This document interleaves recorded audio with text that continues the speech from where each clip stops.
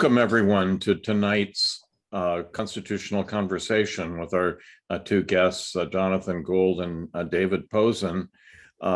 Sometimes we invite people not knowing what they're going to be talking about, and sometimes not. In this particular case, I ran across a reference to a paper they were working on and then got a draft. And thought it was really such an original and interesting idea that I wanted them to share it with the Stanford community. So I'm not going to step on their applause lines or spoil the suspense by telling you much about it, other than just introduce them. Jonathan is a fairly recent addition to the faculty at the law school across the bay that shall always remain nameless, except when they're being beaten by the tree and football games. He did his, well, actually, he's kind of almost a lifer at Harvard. I don't know. I guess he just couldn't get in anywhere else because he did his JD there with all kinds of honors and was president of the Harvard Law Review, but then also a PhD in political science. And I gather will be a visiting professor there sometime shortly. So that's his story. And David Pozen is a professor, chaired professor and at Columbia Law School in New York City. And he's a Yale Law School grad and has been there, I don't know, almost 10 years now, is that right? And has written a whole string of interesting and influential papers, of which I think this one is a particularly insightful. So I'm not going to talk anymore. I'm just going to turn it over to the two of them. Great. Well, thank you so much. I think I'm going to get us started and then hand off to David. But really, first off, thank you to Michael and to Morgan and the Stanford community for having us. It's really a treat to be here and to discuss this work, which we hope is important and timely, and are eager to jump in. So the kind of main conceptual intervention of the paper is what we call structural biases, which is to say, what are the ways in which features of a constitutional order might be biased? They might be biased toward one party or another. They might be biased toward one policy agenda or another. But the idea is that they put a thumb on the scale in some direction or another, and that they're not neutral. That we often talk about constitutional design in terms of high principle. We might ask, how does a particular mode of constitutional design advance democracy or advance liberty or advance equality? And those are really important questions. We don't mean to dissent from any of the literature that engages with those questions, but we also want to argue that there's another way in which constitutional structures matter, which is constitutional structures can stack the deck in favor of one set of candidates, of parties, of policy agendas over others. So that's the main intervention of the paper, is around this kind of way in which there is not neutrality, but rather the deck is stacked. And I want to emphasize here, we use the word biases, which often is taken to have a negative connotation, that if we say a hiring practice is biased, we're typically not complimenting that practice. We're typically criticizing it. But one of our points here is that there is no such thing as a perfectly neutral set of rules or neutral set of constitutional designs. So some rule will define how much power the president has vis-a-vis Congress. Relative to that rule, we could always imagine an alternative rule that gave the president a little bit more power or a little bit less power. There's no kind of neutral baseline.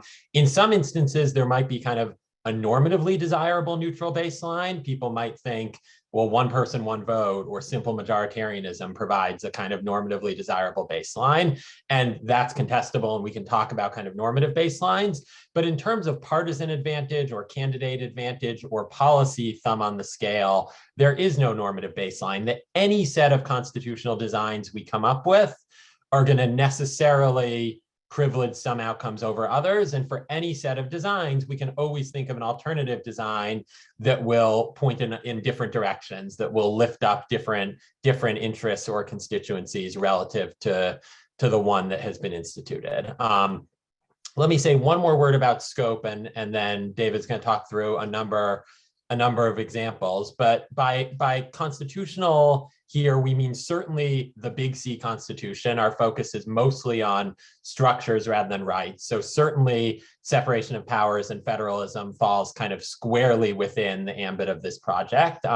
But so too do other parts of what's often called the small C Constitution. So statutes, norms, camera rules in Congress, the Administrative Procedure Act, the other kind of rules of the political game, we argue can similarly be biased toward various candidates, policy outcomes, political parties, or interests. We focus mostly on political parties in the paper. The point generalizes. And we think there's something very kind of fruitful and profitable to be done by looking at the Big C Constitution and the Small C Constitution alongside each other, because they're very similar types of modes of analyses in terms of these biases that can be applied to both the Big C Constitution and to the Small C Constitution. And before I hand it over, let me just say a quick word about, I think, why this matters now.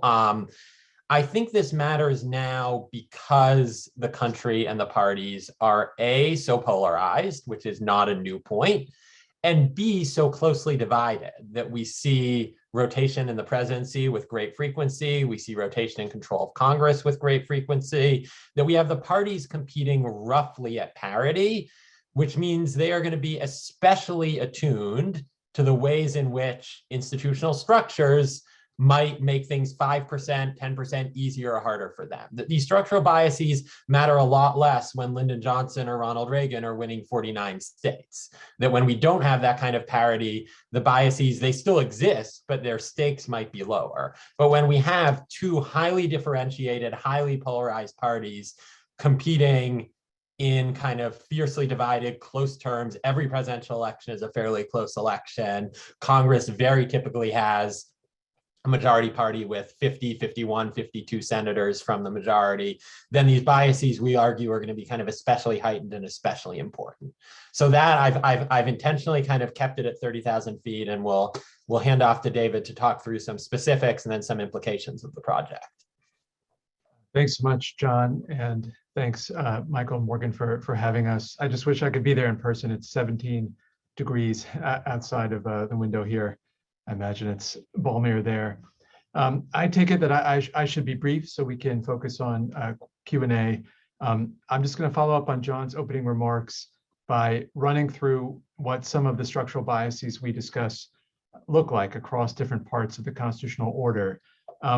So if we start with what happens in the first three branches, the structure of the lawmaking, administrative, and judicial processes, some of the most significant structural biases flow from a very simple differentiating feature of the two major parties at this point in time, which is that any way you cut it, the Democratic Party is more legislatively ambitious than the Republican Party in this period, especially when you look beyond tax bills. If you look at number of bills proposed, bills passed, presidential policy proposals tendered, committee meetings held, all of the data line up to suggest the Democratic Party is the party of legislative ambition in its current configuration. That being the case, various structural features of the constitutional system asymmetrically harm that kind of party.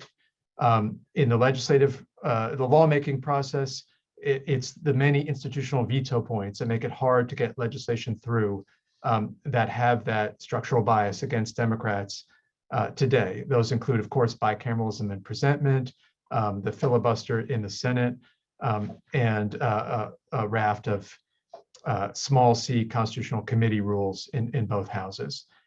It's just the US, most political scientists will tell you, has more hard veto points in its lawmaking process than any other advanced democracy.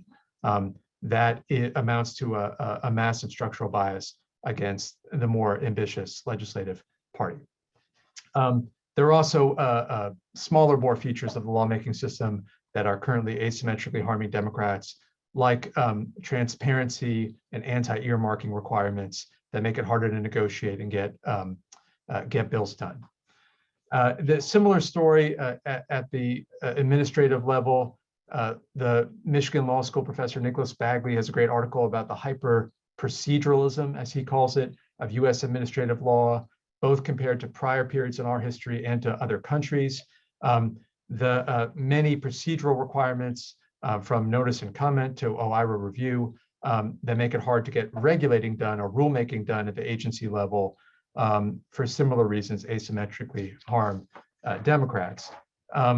Judicial review. We have the paradigmatic example of what comparative constitutional law scholars call strong form judicial review in this country, where the Supreme Court enjoys the last word on the constitutionality of legislation and regulation. That amounts to another veto point in the process and amplifies the problem for Democrats referred to previously. Where judicial review departs from that kind of strong form judicial supremacist mode, we see the bias cutting the other way. So Chevron deference, we suggest in the paper, asymmetrically helps Democrats insofar as it preserves regulation when the statute is silent or ambiguous from de novo judicial review. It's a kind of exception that proves the rule of the way the bias generally cuts. We then turn to outside of Articles 1, 2, and 3 to other features of the constitutional order. I'll be brief here. The organization of the executive branch. Here we think Republicans have a plausible claim that independent agencies amount to a structural bias in favor of Democrats, insofar as there's a lot of evidence that the civil servants who populate those agencies and are relatively insulated from presidential control in the case of independent agencies lean Democratic, lean liberal left, and therefore that a regime that allows for greater presidentialization of the way agencies are run would cut into that pro-democratic skew. On the other hand, there are quite anomalous features of the way we handle executive branch personnel in this country that cut the other way. Ann O'Connell at Stanford has shown that the US is an outlier in how many agency appointees are subject to legislative approval to get their position in the first place, well over 1,000. That gums up the works of Congress, and floor time in Congress being more valuable to the more legislatively ambitious party interacts with the bias of the veto points mentioned earlier to harm Democrats, and also just makes it harder to fill agencies with permanent heads in a way that makes those agencies less effective and therefore less useful to the more regulatorily ambitious party, the Democrats. We tell a similar story about federalism. There's a big comparative political economy literature that federalist systems do less social welfare provision and public spending for reasons probably not worth getting into here. And we partake of that bias as a classic decentralized system. And on, and we finally get to actually the most obvious structural biases that a lot of people, I think, come in, hear about the paper and immediately think about, which is the Senate and the Electoral College, in the sense in which they overrepresent less populated states. And given the political geography of the country right now, the Republican Party, relative to any version of a one person, one vote rule. And we suggest that the single member first past the post voting rules that determine who gets a House seat have similar asymmetric effects given the clustering of Democrats in urban areas. And the fact that the Article 5 amendment procedure is so onerous locks in some of these biases. And so you add up our full story, and while there are significant examples of structural biases that work against contemporary Democrats, most, you'll notice from my remarks, seem to cut in the other direction. And so we suggest that while the point is at least somewhat debatable, above all because the question of how you set your baselines is debatable, it is at least quite quite plausible to read the overall situation as on aggregate biased, structurally biased against the Democratic Party in its current configuration. And in the last part of the paper, we run through some practical and conceptual points that this might suggest. So one is, that it helps explain why the Democratic Party has made a hard turn to the language of systemic or structural constitutional change, it being the party that feels itself to be on aggregate disadvantaged. There are two basic mechanisms by which you could pursue this kind of debiasing. One is to attack the source of the bias directly, try to get rid of the filibuster as a veto point in the legislative process that is not hardwired into the Constitution. Obviously, there have been efforts in that regard. They haven't yet been successful. You could get rid of the Electoral College functionally through interstate compact to give the votes to the winner of the national to the presidency, to the national vote. But another mechanism to debias is to reconfigure the coalition itself in ways that speak to the bias from the other direction. So if Democrats were to develop a sizable rural base of support, for example, that alone could erode quite a few of the biases that interact with political geography that we discuss. It's striking to me, I'll just editorialize here beyond the paper, how little the conversation in Democratic Party circles is about attacking the biases in that direction rather than head on in a process that, as we've seen from the filibuster effort recently, is often going to prove very difficult to achieve. And then we kind of pan out even more broadly and think about what an investigation into structural biases in any system can offer to scholars and advocates. And we suggest a few things. I won't run through them all, but just note a few highlights. One is that some constitutional scholars distinguish between kind of high constitutional politics in a register of principle and value and low constitutional politics where people are fighting over who gets what, distributional questions and particular policy choices. And we suggest that the concept of structural bias bridges some of the gap between those two ways of thinking about constitutional rhetoric and contestation. The fact that so many features of our constitutional order under current conditions of polarization are in fact structurally biased against one party or the other helps explain why you would see fierce distributional fights over foundational constitutional arrangements, and there can be no neat separation of the high and low registers in that kind of world. And then finally, we talk about what does this mean for those who want to design new constitutions or study how their constitution is working. And here, I'll just note, I think above all, it counts as humility. The biases that we describe are a function of the intersection of the policy preferences and electoral quality, characteristics of a political party in a given period, and how those map on to constitutional designs. The former set of variables are bound to change over time, sometimes quite quickly. And therefore, any constitutional design that any system sets up, either an attempt to be neutral or to advantage one side or the other, it's almost going to be impossible to lock in those biases, given the ways in which changes in demography, geography, political preferences, and so forth are going to confound those efforts. And then finally, we just suggest there's been a sense in which constitutional scholarship and maybe legal scholarship has kind of ceded the field to scholars in other disciplines, political science, economics in particular, in thinking about the distributional and political effects of constitutional arrangements. There really is so little sophisticated literature in common law by legal scholars that gets at those questions.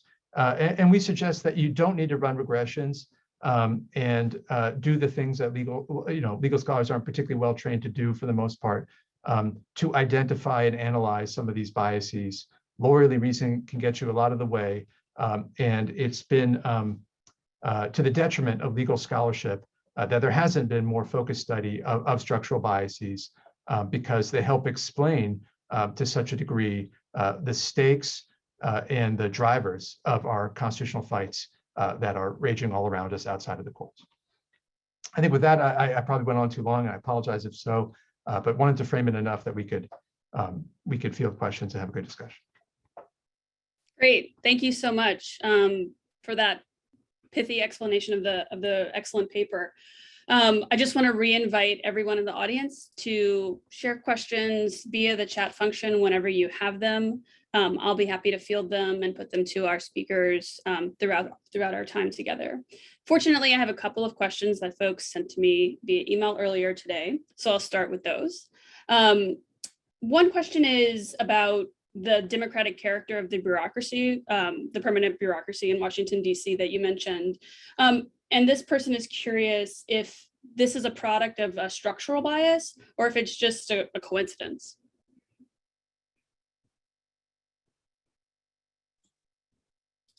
Yeah, I mean, I think it's part of it is a function of how one defines the terms. I mean, it is, if for so many of these biases, what we are talking about is the intersection of formal legal structures plus sociological facts on the ground. So in terms of the composition, there's been good political science work looking at the political preferences of people who work as career civil servants in various agencies. Unsurprisingly, that work shows that folks working at HHS, the Department of Labor, are considerably the left of folks working at places like the Small Business Administration or Immigrations and Customs Enforcement. I think part of that is just a kind of sociological feature of who wants to work at particular agencies. But part of it has to do invariably with kind of what we would think of as legal or structural choices. So the fact that these agencies are headquartered in Washington, who wants to live in Washington can afford to live in Washington. The fact that there are certain educational requirements for certain jobs, and there's educational polarization is a reality. The fact that the jobs pay a certain amount and people might have different financial needs and financial goals. So I think what we have is kind of sociological facts end up meeting with structural facts. I think when we talk about how much do civil servants get paid, most people don't, I mean, it's not Marbury versus Madison. Most people don't think of that as kind of a question of great constitutional consequence. But part of what we're trying to do in the paper is arguing that so much of the government that we get in terms of both the structural biases that we talk about and more broadly is a function of institutional choices. And even quite small institutional choices can make a good deal of difference. Obviously, the filibuster matters, judicial review matters. I think no one would contest any of that. But even small features of how do we compose our legislative, our executive, and our judicial branches ends up mattering for the types of people who staff those positions, and in turn for the types of things that people are able to do and constrained from doing once in office. I'll just briefly add that I think it's all right that the sociology of the bureaucracy story overlaps with the story of differential orientations toward government. That is part of what makes up today's ideological polarization of the parties. The idea that government can be a force for good and a general kind of pro-regulatory posture is almost a constitutive commitment for Democrats today. Whereas skepticism of big government and of the administrative state in particular is becoming a kind of constitutive commitment for legal elites on the right. Under that kind of ideological polarization, you're going to see a lot of self-selection and selection of capital D Democrats into the administrative state, predictably. So people want to do stuff in government with government, are going to be kind of lean Democratic under those conditions. So it's not entirely exogenous to our story of polarization. It's endogenous in that sense. Thanks for that. You probably saw this question in the chat that someone in the audience is asking for you guys to talk a little bit about why federalism disadvantages Democrats, especially since it seems to this person that it promotes small d democracy. John, you want to go first, or? Sure, I'll say a word or two. So the federalism at risk of breaking deliberative process privilege, as it were, the federalism part of the paper, I think we turned over more times than many of the others. The federalism piece, I think, is tough, and I think it illustrates a really important point here, which is very rarely is a bias a kind of 100 on one side, 0 on the other proposition. That a lot of the time what we're talking about is what are the aggregate effects of certain institutional arrangements. So to take something like federalism, I think we can identify cases where federalism leads to a regulatory race to the bottom. So think about credit card companies being headquartered in South Dakota. If you open up your latest credit card bill, I'm willing to bet there's a South Dakota address on there somewhere. In other instances, it leads to a regulatory race to the top, thinking about those of us who are sitting in California and California emissions standards end up influencing cars being sold around the country. So we have ways in which there are regulatory races to the top, races to the bottom. We are careful, and we can come up with other examples. We can come up with a lot of other examples in both columns. Those are just kind of two illustrative, but by no means exhaustive examples. And where we, I think, are pretty careful not to make too strong a claim of aggregate bias in the federalism case. But what we do want to say is on particular issues, federalism might have either a pro-regulatory or anti-regulatory bias. And it seems quite unlikely that if you were to kind of tabulate both columns, they would be a perfect wash. It seems quite unlikely that if someone took the time to think kind of issue by issue, does federalism lead to more or less regulation? It seems unlikely that the answer is federalism has a net zero impact. There's probably some impact. Two final points, one of which is, I think this shows kind of an interesting distinction, and just to perhaps do an overly close reading of the questioner's question, small d democracy and big D Democrats are just different things. And when something is good for small d democracy, that may be good for big D Democrats, it may be good for big R Republicans, it may not. And part of the project is thinking through kind of what are the implications in terms of policy, in terms of regulation, in terms of civil rights, in terms of taxing and spending, kind of separate from what we think of as small d democratic values, equality, liberty, what we think of as these kind of more timeless universal values. Very, very last point, I don't want to go on for too long, is that this also shows an issue where federalism shows that party coalitions, which for much of the paper we treat as kind of unitary actors, are actually composed of different parts. And if you ask, is federalism good for Democrats or good for Republicans? One question is, well, what do you care about? Do you care about climate change? Do you care about small business? Do you care about civil rights? And the answer might vary depending on what you care about. So we kind of, to make the project tractable, talk about the two parties and kind of a general progressive versus conservative orientation. There's a ton of richness to be gained by kind of digging down on particular commitments and how particular commitments interact with particular institutional structures. I'll be brief and just gloss that by saying that while a lot, as John was saying, depends on the how the details of any particular federalism arrangement are articulated. So California gets to be a leader on auto emissions in part because the Clean Air Act carves out a special role for California, and so it's by grace of congressional design that federalism has that kind of race to the top effect in that domain.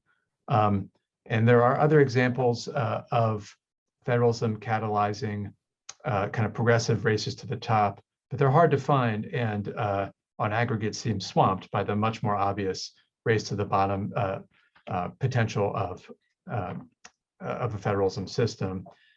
You really have to strain to find counterexamples. You don't in the other direction.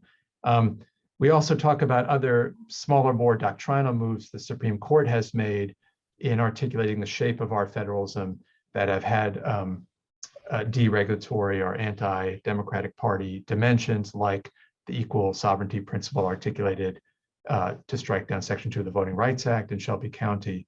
That's a very specific doctrinal example.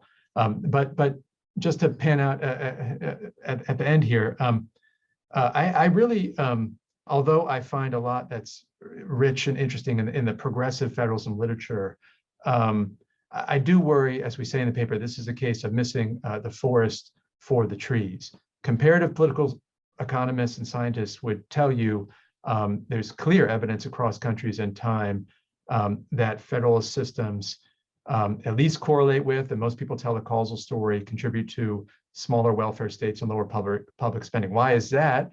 that's complicated, but basically progressives tend to have more comprehensive policy programs that therefore need a national implementation. And if we're talking about kind of bread and butter economic and social welfare policy, I don't think it's actually that close that federalism is bad for the Democratic agenda versus the Republican agenda, even though we all have our favorite examples of California as a leader in this or that environmental domain, or what's happening with what happened with sanctuary cities, say, under the Trump administration. I think it's one has to keep perspective and realize the aggregate effect. Okay, let me stop there, and I see that a new question has come in as well.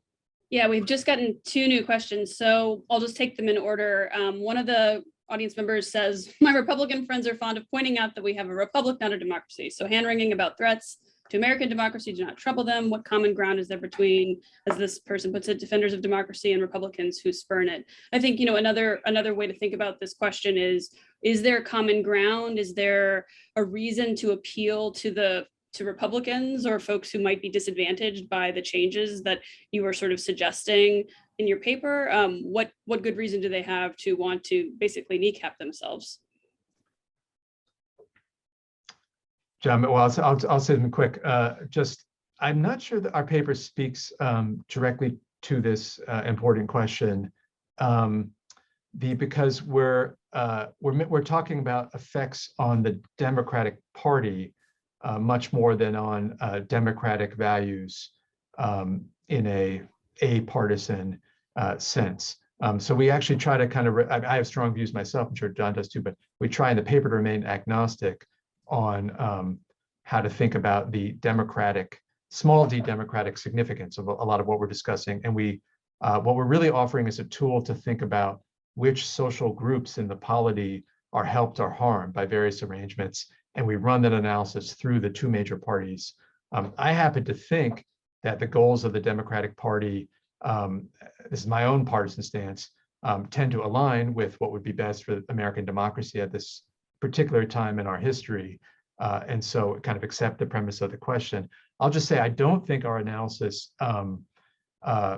should provide much comfort in the sense that we, under the conditions of overlapping geographic, ideological, and democratic polarization that we describe, almost any constitutional reform you can think of and that you can defend on principled grounds separate from the parties, just be good for democracy or for the republic, or Republican and civic republicanism, will have a systematic and predictable bias for or against one party over the other. You can almost make no moves in a good government or pro small d democracy spirit without having a structural bias across the 2 major parties under the conditions that the parties currently operate in. So I guess I think it's depressing in that it helps explain why it's going to be so hard to get reform on any kind of bipartisan basis. One party really will lose, at least relative to the status quo, if you make any significant structural constitutional reform, given the overlapping polarizations that we try to map.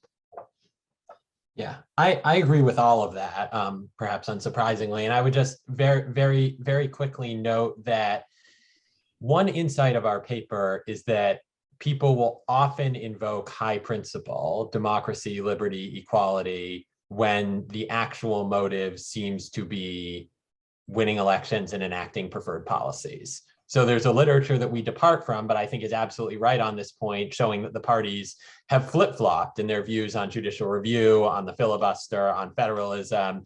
And the fact that those kind of repeated flip-flops show that what we might think of as the small d democracy values are kind of parasitic on or epiphenomenal to just kind of raw power politics. Then the question becomes, well, what do you do with that? For those of us, and I count myself in this group, who are worried about the future of democracy, what do you do with that fact? And the answer is you just have to hope that situations arise wherein power politics and good government or small d democracy happen to overlap.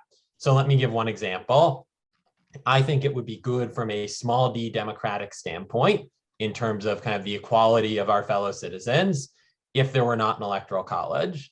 I am certainly under no illusion that's changing anytime soon.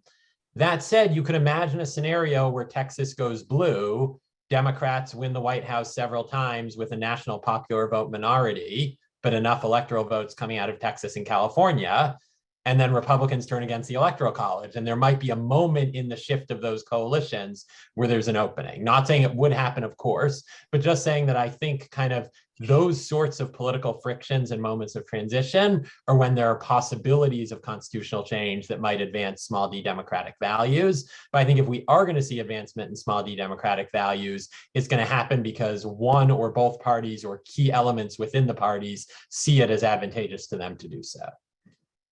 Well, speaking of changes that different parties might support, I want to ask a question that I received earlier that's not in the chat that sort of relates to that.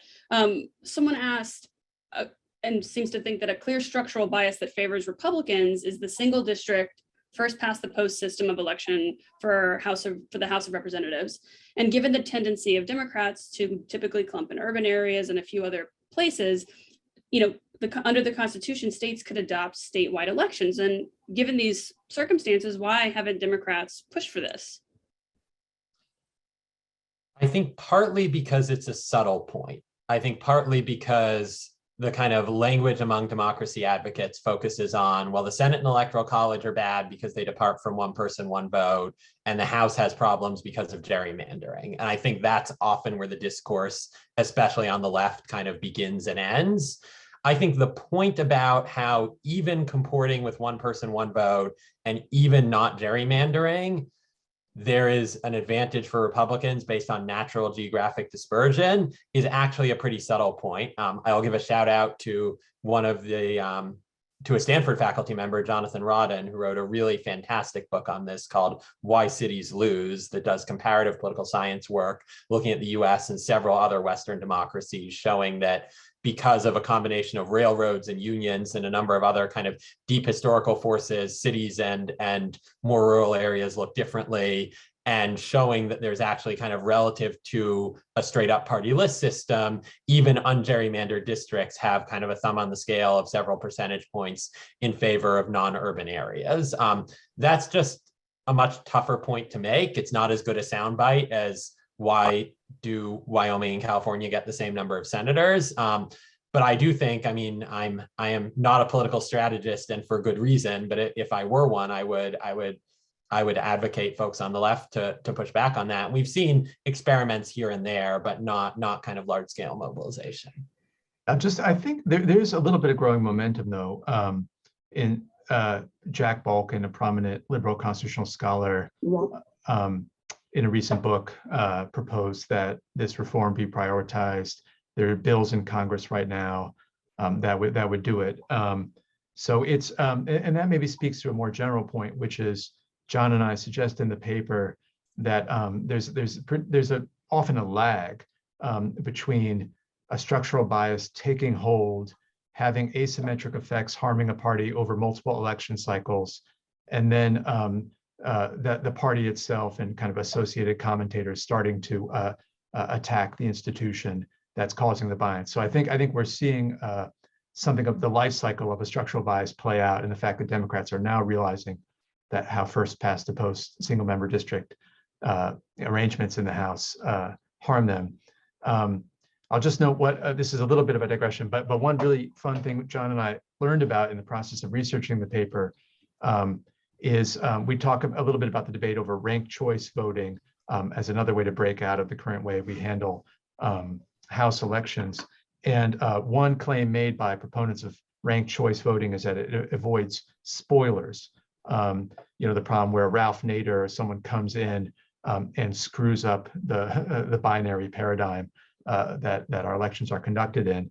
And the interesting thing we found is some evidence that in the early part of the 20th century, spoiling was systematically more likely to happen from the left, from say socialist and communist candidates coming in and siphoning votes off of away from Democratic candidates who might have otherwise won. And what the evidence further suggests from that period is that the Democratic Party came to realize that it was asymmetrically harmed by this pattern, and changed its own policies to avoid this dynamic. And so there are political scientists who suggest the rate of third parties spoiling from the left in the early 1900s causally explains to a significant degree the Democratic Party's shift leftward in the 1920s and 30s to co-opt support for those otherwise, would-be spoilers. That's a great example of how structural biases not only are something parties must deal with at any given moment in time, but in fact come to shape the parties themselves over time. So you can't explain the Democratic Party in the post-New Deal configuration it took without reference to that structural, if that story is correct by the political science, without reference to that what happened to them from third-party spoiling. So looked at dynamically over time, today's structural biases can help explain why the parties look like they look in the next generation. Sorry for the digression, but that was one neat thing that struck us in our research. Just sort of building on the point that you made about the life cycles of structural biases, I'm wondering if you could talk a little bit about the causal story that the paper tells about the relationship between polarization or asymmetric polarization, as you point to at one point, and structural bias. You talk about it as a dialectic relationship at one point, but how should the audience understand the way these two pieces fit together? Yeah, so let me take a first cut at this, and then I'll pass the baton. So I think if the parties were much more heterogeneous than they are today, then the biases would look different, would be harder to identify, and might wash out. So none of these biases say either expressly, say on the surface, we shall put a thumb on the scale in favor of Democrats or a thumb on the scale in favor of Republicans. Rather, they are all more subtle than that. They're a thumb on the scale in favor of or against urban or rural, taxing or spending, regulating or not, federal power versus state and local power. So the question is, well, where are the partisans? And the bias, needless to say, if every Democrat moved to a rural area and every Republican moved to an urban area, the bias that we just talked about with single member districts would be precisely reversed. So what we have is, by dialectical interaction, we mean we have parties that compete on the ground created by the biases. So you can think of the biases as kind of setting the course, as it were, and the parties are competing on that course. But we also have, and Dave's example just a moment ago is a perfect example of this, parties that shape themselves based on the course. So kind of a perhaps hokey metaphor I sometimes go with. Imagine we're setting up the route for a marathon, and that route is really hilly. That might advantage me or disadvantage me because I'm good or bad at running on hills.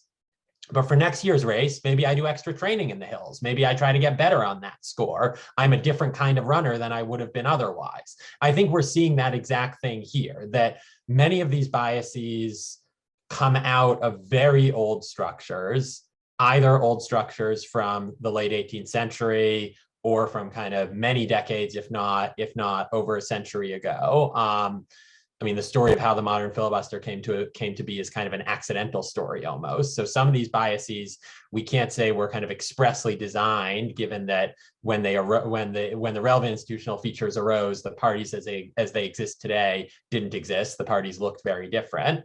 But that said, the parties respond to these biases and change based on these biases. I mean, there's been a lot of talk about how some of these biases, some of the geographic biases we talk about, force Democrats to move toward the center more than they otherwise would, and mean that Republicans need not move toward the center as much as they perhaps otherwise would. So the parties themselves, that's what we mean by the dialectic, is that clearly the parties compete on the field of the biases, but also the biases shape what the parties look like.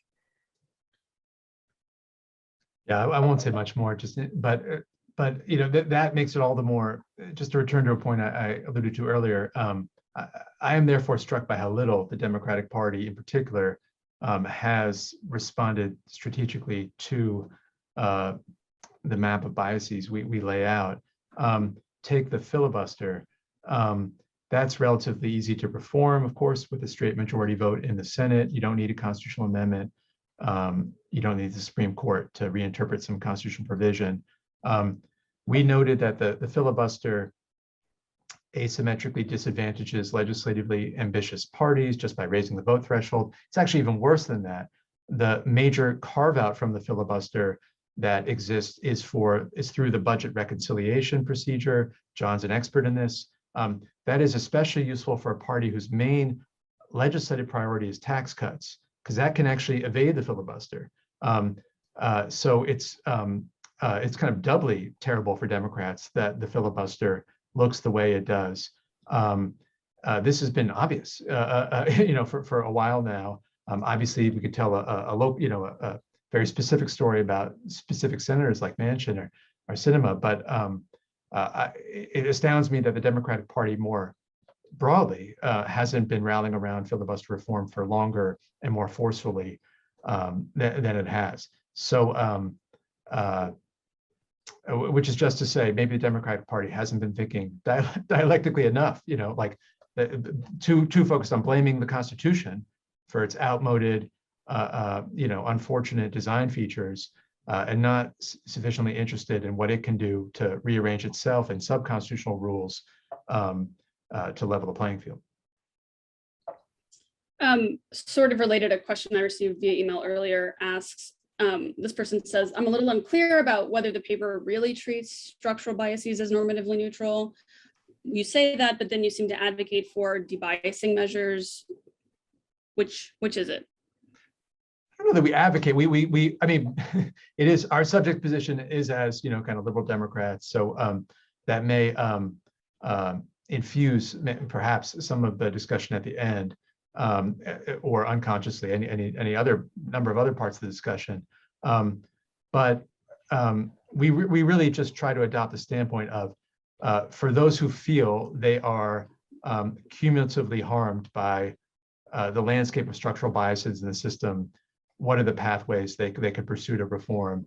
And then the Democrats are our case, because we analyze them as being in that position. But in principle, I would hope that even if they might see some of the biases as less severe or slightly different than we do, that readers who identify as strong Republicans would take all the points, even if the examples wouldn't quite speak to them. It's the general pathways to debiasing that we're interested in that part of the paper.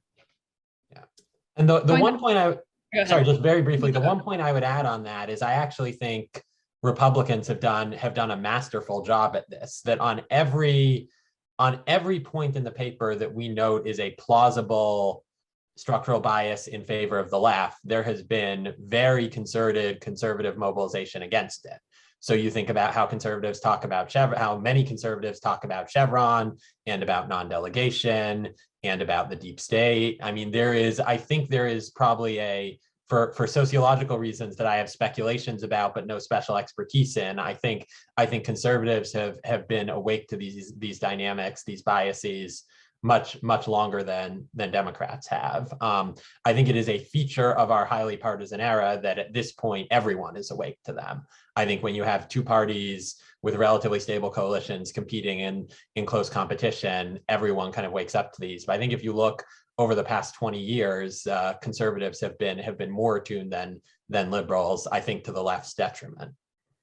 I was going to ask an earlier question in the chat, but someone just posed a question that sort of follows naturally out of what you were saying and asks, this is a little bit outside of the scope of your question. This is more of an advocacy question, but they're curious, like you just said, Republicans are more strategic and proactive on these points.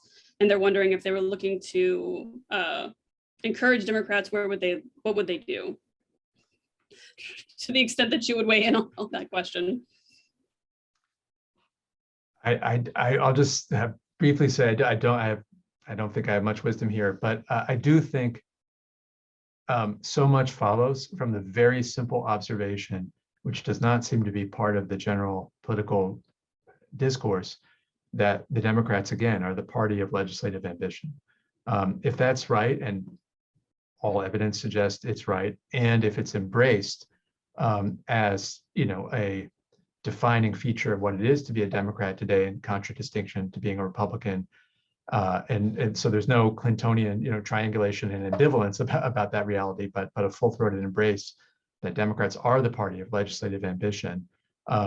You would immediately orient yourself differently around debates like the filibuster, like judicial review, like Chevron. It's a massively simplifying observation as to how the party should identify and react to various biases. I would start there by understanding the party to be the party of legislative ambition. And then there's these issues. The most obvious thing to press on beyond legal reform is the geographic point John keeps mentioning about the overrepresentation of Democrats in urban areas relative to what our designs privilege. And so, you move a bunch of Democrats to Wyoming or something. But that, if we're playing God here, that we could think about those kinds of reforms, or not reforms, changes outside the law. The one other piece I would add, and I extracurricularly spend a lot of time thinking about what the left could do better, though I certainly don't have special expertise in it, is that I think I agree completely with Dave's frame about Democrats as the party of legislative ambition. I think there are 2 points that cause hesitation among some on the left on that score. One of which is a kind of fear of tyranny, which in the aftermath of the Trump presidency is much more acute for many on the left than it was 10 years ago.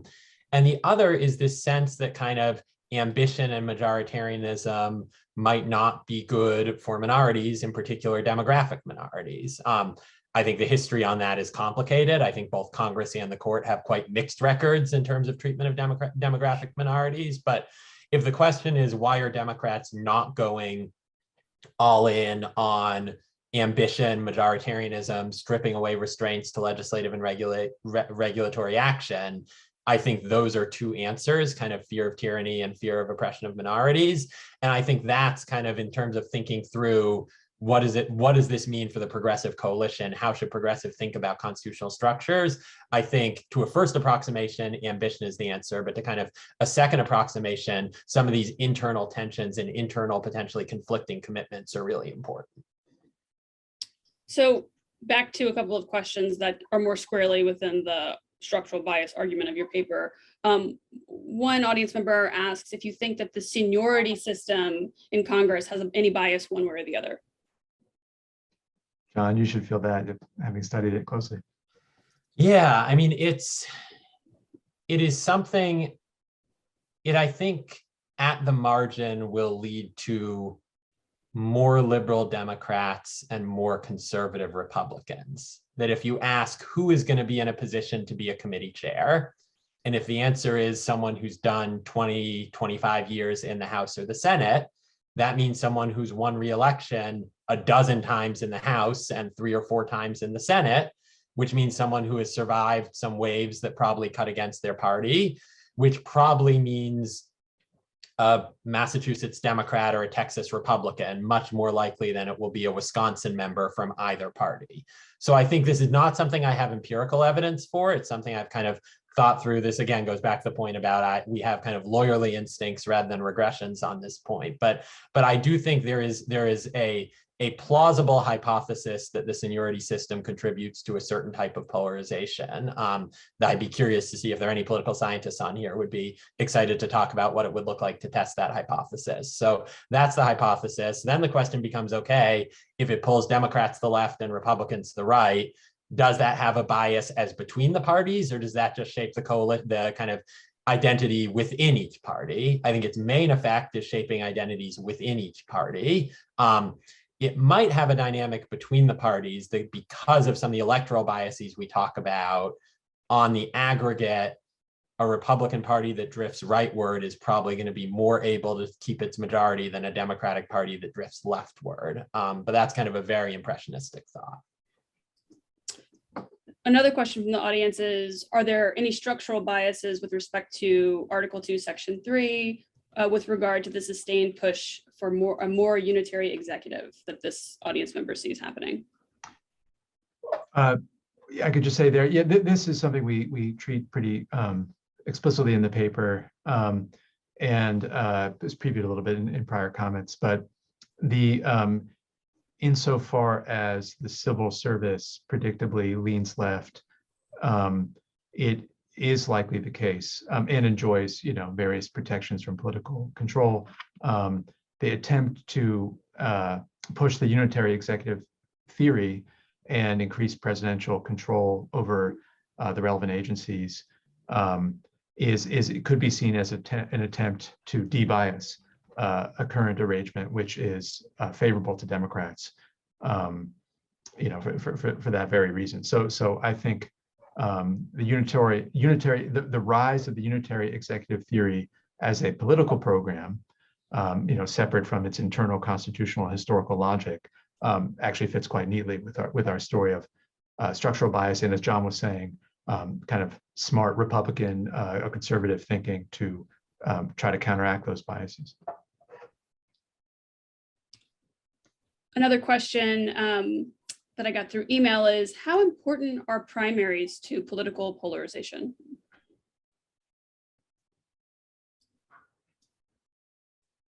John, you want to take it? Yeah, I'm happy to take it. I mean, the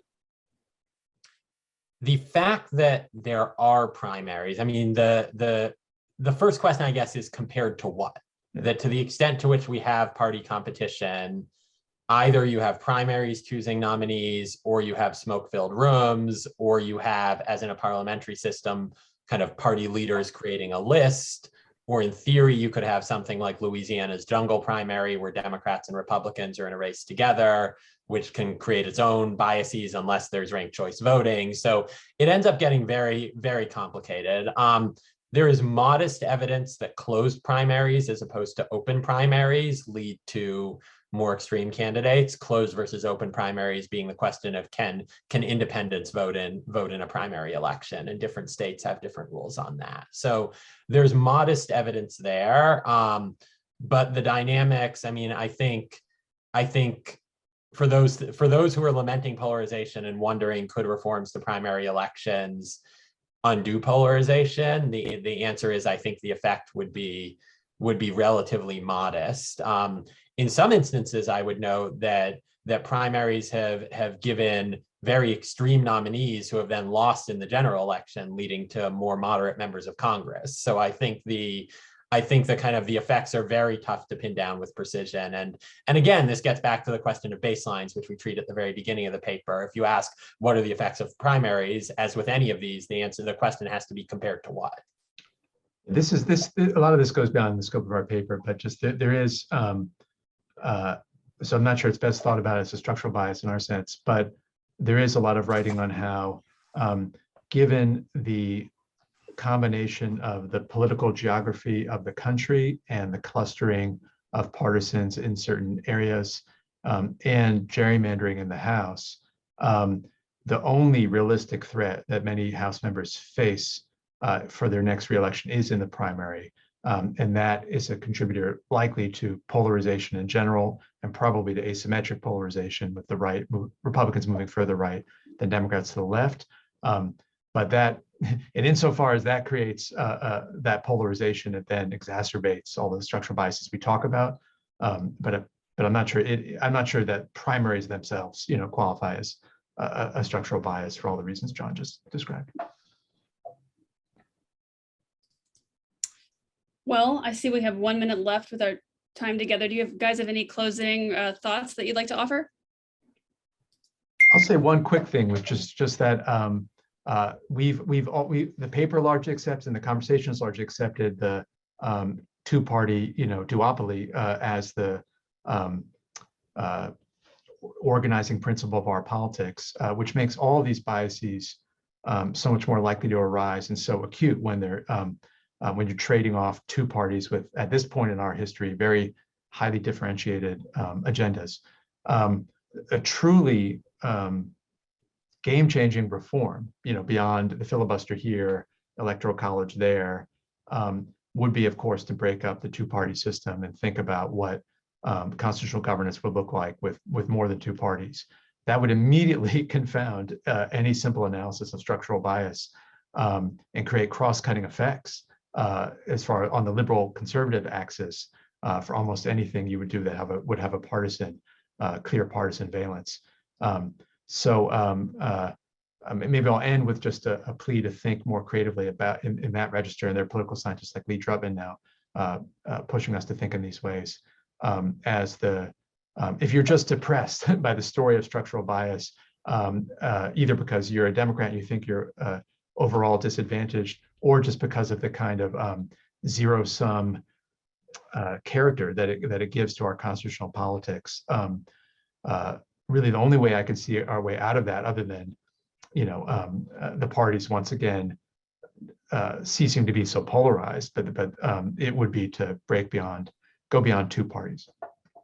Yeah. And I'll end with two notes also in the spirit of kind of looking beyond. One of which is, I guess, looking within, that our frame is very much the two parties. But I think one success condition of this paper is that whatever issues you care about, whether you care about environmental issues, pro-life or pro-choice issues, labor issues, that kind of thinking about constitutional structure in terms of the ways in which it helps or hurts your agendas. And again, kind of sub-party issues. And I think there are elements within each party that might look different from the party as a whole. So that's one point. And the second of which is that nothing is forever. I mean, the paper is not especially historical, but this is also a note of kind of, Dave used the word humility earlier, which I think is appropriate, but also perhaps a note of hope that we see periodic realignments of the parties, and both Democrats and Republicans are quite fractured. I think in interesting ways, there are more potentials for cross-cutting movements now than there were 10 or 15 years ago. And if the party system looks very different in 20 years, then we'll have to write a sequel to the paper about the new set of biases that arise from the new party system. But I think the current alignment is not one that we're going to see for the rest of American history. And to the extent to which these biases are kind of a dialectical production of the structures and the parties, even if the structures don't change or don't change as much as some would like, the parties are static and complex entities that are always going to be changing. Let me jump in at this point to thank you for your presentation and for a very stimulating evening of conversation. If we were in person, I would love to be, leading a round of applause. I'm sure the audience feels the same way that I do about this. So round of applause virtually, however useless that may be. And I also wanted to give folks notice of the Constitutional Law Center's next major event, which will be a week from Friday. That's February 25th. It's our annual Publius Symposium, which is going to be a little bit different this year. The Publius Symposium, as some of you may remember from past years, is where the center selects an important book in constitutional law, broadly understood, and brings the author and then several commentators in to talk about that book. Well, this year we're doing something a little bit different. We are honoring a book that was written 40 years ago. So we're doing the 40th anniversary of Stanford Law School Dean John Hart Ely's great work, Democracy and Distrust. I actually think there's some interesting parallels to some of what Jonathan and David have been talking about here. This was one of, it's hard to exaggerate the importance of this book in really bringing about a new form of many new forms, really, of constitutional theory that are, not rooted in particular outcomes or attitudes, but rather in how the judicial system works as a whole. So we're going to have a number of speakers. We're going Dean Ely's widow will be, and other family members will be with us. Some of his students will be, former students will be sharing personal recollections, but mostly we've invited scholars to both reflect upon the importance of the work and also to offer their own theories for, John Hart Elyism of the future, which I think you will all find, extremely interesting. Now, this is going to be an in-person event. So Morgan, would you like to tell them like the COVIDic details of this? What to do? I mean, we've really forgotten how to conduct ourselves in person. So why don't you remind us? So if you're interested in attending the event, Maria posted the link to the symposium in the chat, and you should RSVP, and then you'll receive an email that details all of the specific COVID related requirements, which I couldn't tick all of them off to you. I believe there are some requirements around testing negative within a certain time period before. What kind of socks you have to wear. Exactly. So I don't know them all, but I do know you will receive an email with detailed information if you RSVP for the event, which I encourage you to do. As Michael mentioned, we have our current and former deans speaking at the event. Former deans Larry Kramer and Kathleen Sullivan will both be speaking, as well as Dean Martinez, Michael as well. And we're delighted to host our Publius speaker from last year, Jamal Green, who's David's colleague at Columbia, who we weren't able to host last year in person. So I think it should be just really fabulous, COVID notwithstanding.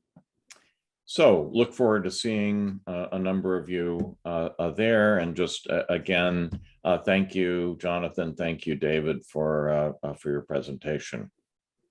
Thanks again for having us and the great questions that people submitted. Thank you so much. Really terrific to be here and be part of the conversation. So thank you all. Good night, all.